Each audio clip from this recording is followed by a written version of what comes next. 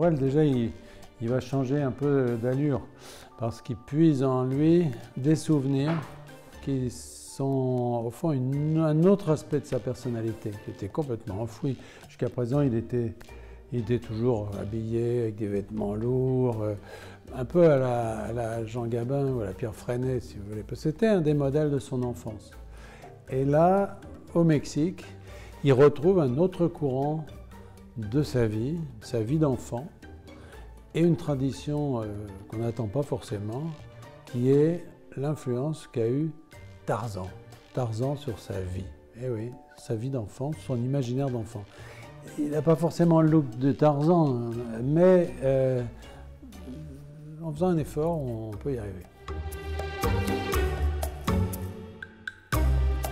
Alors Aurel, il est envoyé au Mexique parce qu'il faut boucher un trou. C'est-à-dire que la fille d'un ministre a disparu pendant des vacances, on ne sait pas très bien où elle est partie, et le Quai d'Orsay s'agite, comme il sait faire, et explique au père qu'on fait le maximum. Le maximum, ça consiste à pas grand-chose, mais surtout à renforcer, comme on dit, notre présence sur le terrain.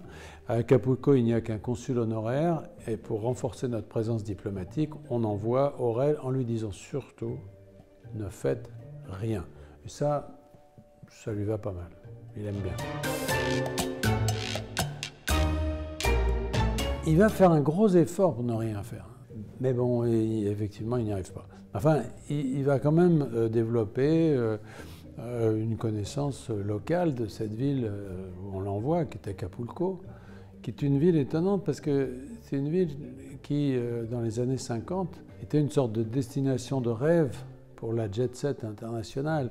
C'était la ville où Elvis Presley, John Wayne, Johnny Weissmuller, créateur de Tarzan, venaient passer leur villégiature. C'était la ville où toutes les grandes vedettes américaines de l'époque, le gang d'Hollywood, venaient. Et aujourd'hui, c'est une ville qui est le siège d'un autre type de gang, c'est-à-dire des cartels qui s'affrontent avec des assassinats partout, etc. Donc c'est une ville de contraste. Et Aurel, il y trouve un peu son compte.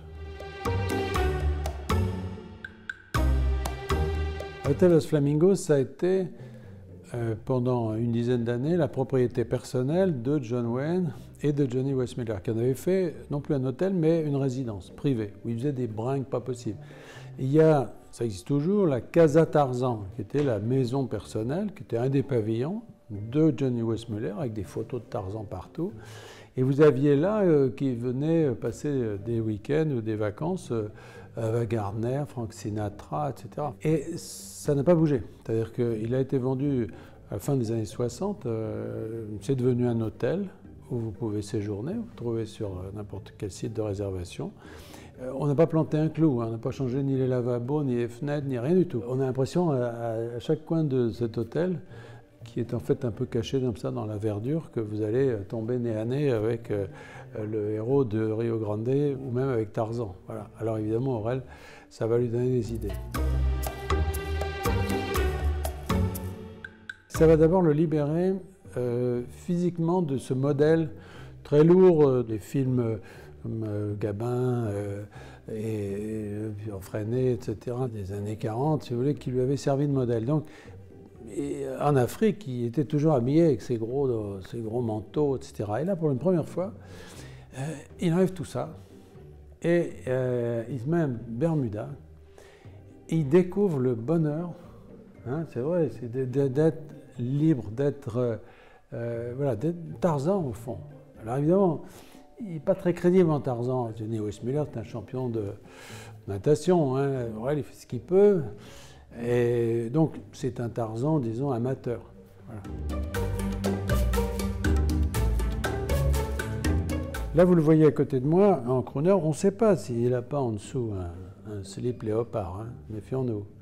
Mais disons que ce qui va se passer, c'est que d'habitude, il a son piano.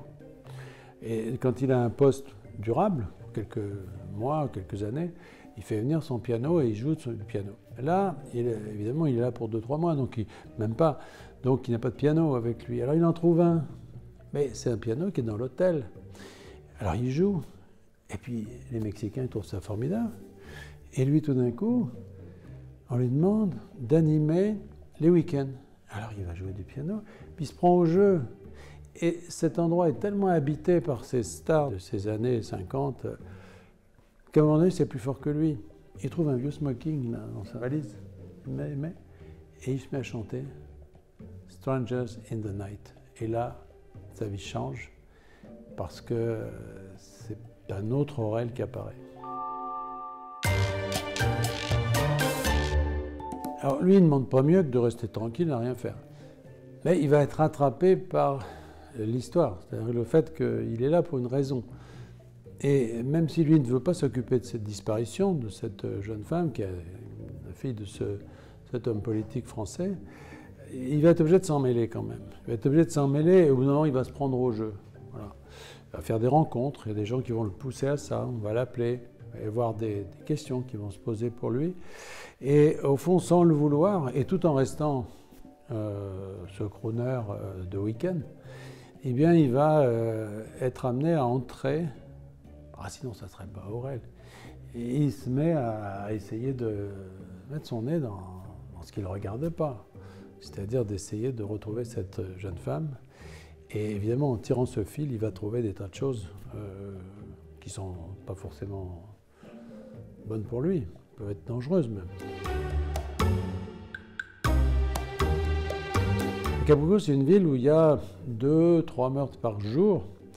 Elles ne sont pas seulement des meurtres, ce sont des meurtres de terreur, c'est-à-dire que les gens sont coupés en morceaux, ils sont écorchés, on jette leurs bras ou leurs jambes dans la rue. C'est une ville extrêmement dure, mais ça n'apparaît pas. C'est-à-dire que vous vous baladez, c'est magnifique, c'est une des plus belles baies du monde. C'est pour ça qu'il l'avait choisi à cette époque-là.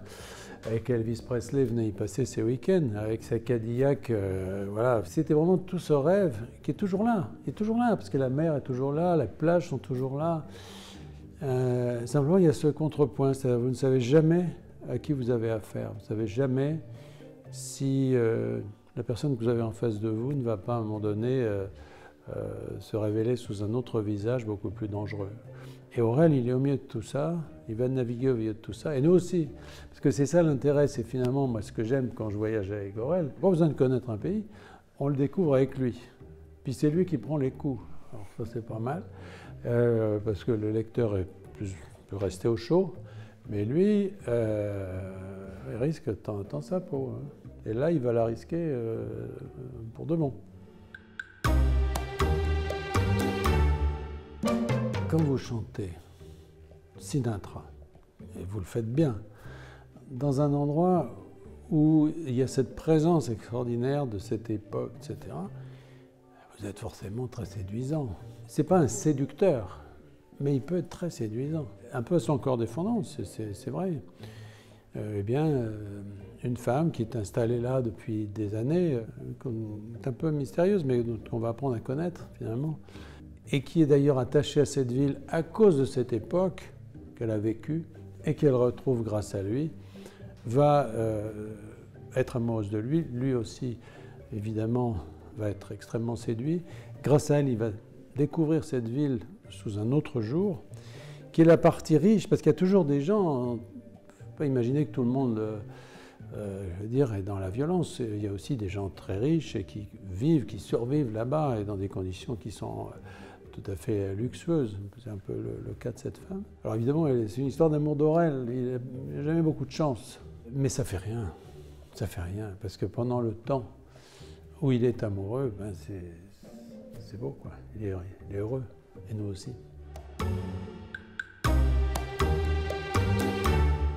Mais le pauvre, il ne peut pas vraiment prévoir, hein, parce qu'il fait une carrière catastrophique, parce que partout où il va quelque part, il résout des problèmes, mais enfin c'est des problèmes qu'on ne lui demande pas de résoudre.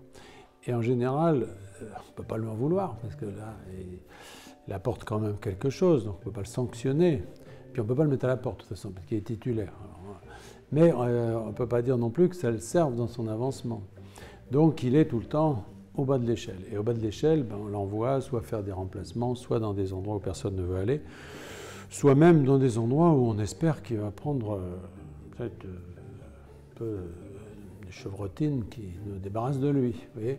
Donc je ne sais pas. Mais les endroits difficiles dans le monde, malheureusement, ne manquent pas.